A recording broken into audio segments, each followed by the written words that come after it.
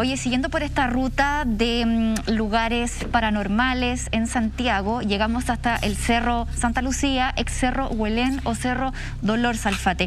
Una historia bastante desconocida, yo por lo menos no tenía mucha idea de que aquí pasaban cosas medias extrañas. De hecho, todo esto se remonta a las épocas de la conquista, en donde se dice que también existía un rincón llamado el Cementerio de los Desheredados. Y acá volvemos nuevamente a toda esta cultura, desde cuando se funda Santiago, ¿cierto? De todas estas energías, las personas antes tenían creencias mucho más firmes. Impresionante la foto de 1850. Claro, son fotos impresionantes, son arquitecturas muy lindas que hasta el día de hoy nosotros destacamos.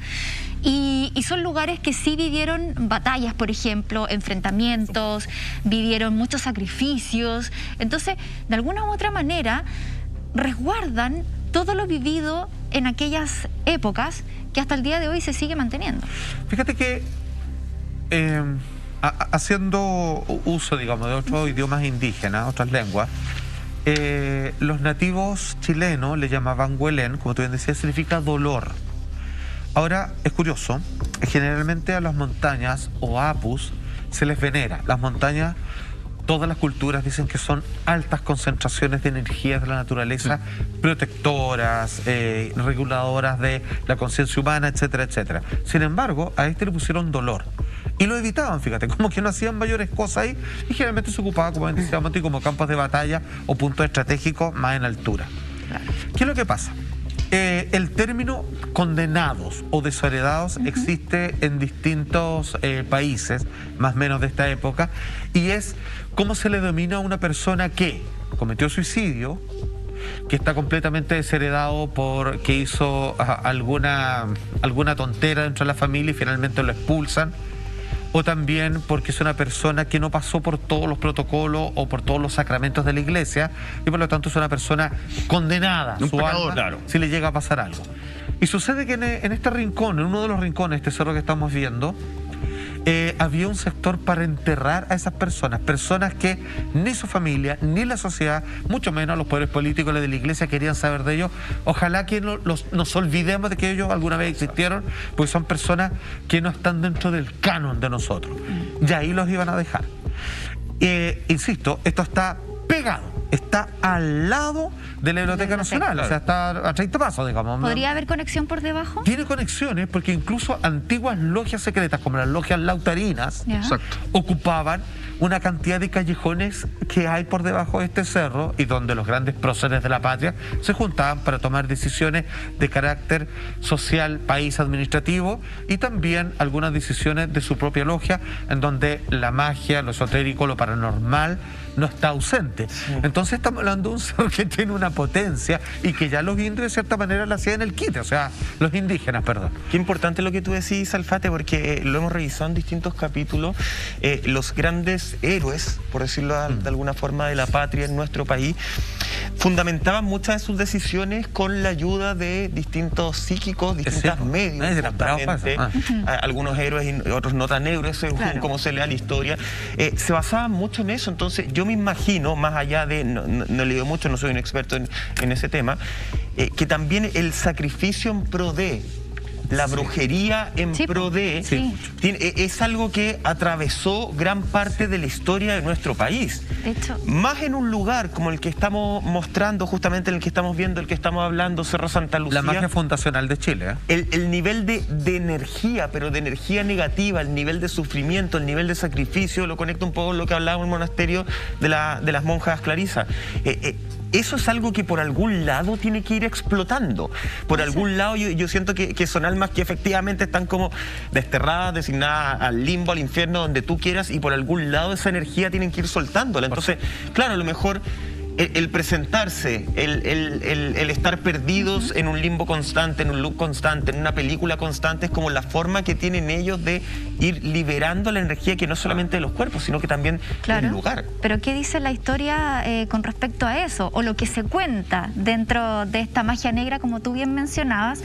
Está el personaje de Inés de Suárez, que si lo conectamos con la Quintrala es otra mujer que sí dio mucho de qué hablar, porque se supone utilizaba magia negra para hacer ahí ciertas peticiones. De hecho, en una de las batallas que se da a los pies del Cerro Huelén entre los españoles y los mapuches, en donde los indígenas tenían todas las de ganar, porque eran hombres aguerridos, tenían más hombres. O sea, en esa batalla los españoles no tenían nada que hacer.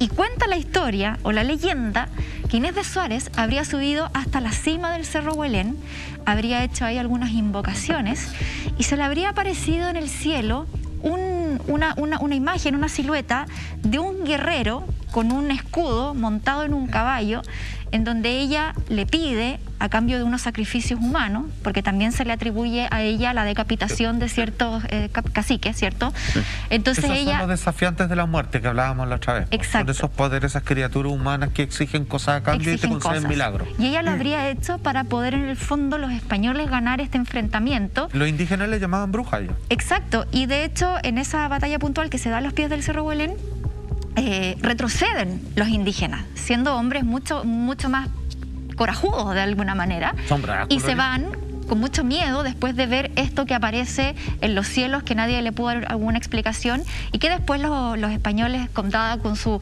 creencia más católica, dicen que era el apóstol Santiago y que de ahí deriva el nombre de nuestra ciudad. Entonces esa es la parte de la historia que también pero bueno, que se cuenta, que uno dice, a ver, es parte de la fantasía de la historia de Chile, habrá sido real o no, porque claro, como hablábamos anteriormente, estos relatos después van como teniendo sus variantes. Por ahí autores sacan libros, le ponen también un poco de novela, de fantasía, entonces como que uno después se confunde. Pero sí se habla de eso, que Inés de Suárez era una mujer que ocupaba la magia negra en ese lugar, en muchos Solo otros. decir que más allá de los mitos o no, muchas de estas historias que tú comentas nos dicen, y aquí estábamos y vimos cómo se apareció, es parte de las bitácoras oficiales de la historia. Incluso Alonso de Ercilla, ni más ni menos, narra sucesos así de paranormales, y ahí estábamos todos, los 300, viendo cómo en el cielo empiezan a bajar una batalla, y te lo cuentan, es parte de la historia. Para ellos no... Todos vieron algo que es sumamente extraño. La interpretación que le dan después es otra cosa. Sí, entendemos que los indígenas, digamos, son personas que conviven con el poder de su cosmovisión. Sí, claro. Ellos tienen lo que nosotros llamamos magia. Para ellos es el poder de la naturaleza nomás, y lo invocan y lo ocupan a saber. Y ellos hablaban, precisamente Inés de Suárez, decían, bueno, estos gallos tienen una bruja, y nosotros no trajimos las nuestras, que eran bien poderosas por lo demás, como Chilpila en Chiloé. Grande. Pero grande entre las grandes, o sea, que les ganó a todos los españoles, y hizo retroceder el mar, ni más ni menos. Están los libros de historia de los españoles. De la recta provincia. O sea, de la recta provincia, imagínate, claro, los indígenas en esta oportunidad dijeron, bueno, estos gallos también trajeron a su bruja y bueno, nos ganó en esta pasada. ¿Sabéis qué? El Cerro Huelén, que pareciera que es como... Es parte del paisaje urbano de Santiago. Sí. Es como un escape de aire, por decirlo así. Es un lugar lleno de secretos. Extraño. Es un lugar lleno de secretos. Si tú has recorrido el cerro y ya has estado en distintos lugares, hay espacios que son muy oscuros a mediodía y muy fríos. Entonces, ahí, como decía Juan Andrés, es como una fuerza de la naturaleza. Es como que la fuerza de la naturaleza, junto con lo que hay enterrado y junto con todos los tipos de rituales y sacrificios que se hicieron, lo transforma en un lugar que es, por lo menos para mí, más misterioso que un lugar turístico. Te voy a decir más. Tiene tantos secretos que incluso, no sé si es Caupolicán Lautaro, que hay una estatua en un sector, que tampoco es. Y tampoco es ese indio, sino que es un indio americano. Entonces, cuando tú te das cuenta que es el nivel de cosas, de misterios que guarda el cerro, donde muchos piensan que es Caupolicán o Lautaro, no me acuerdo cuál de los dos es, y no es ninguno de los dos, y así tiene muchos más sectores y secretos, y lugares que se piensan que son así, no son así.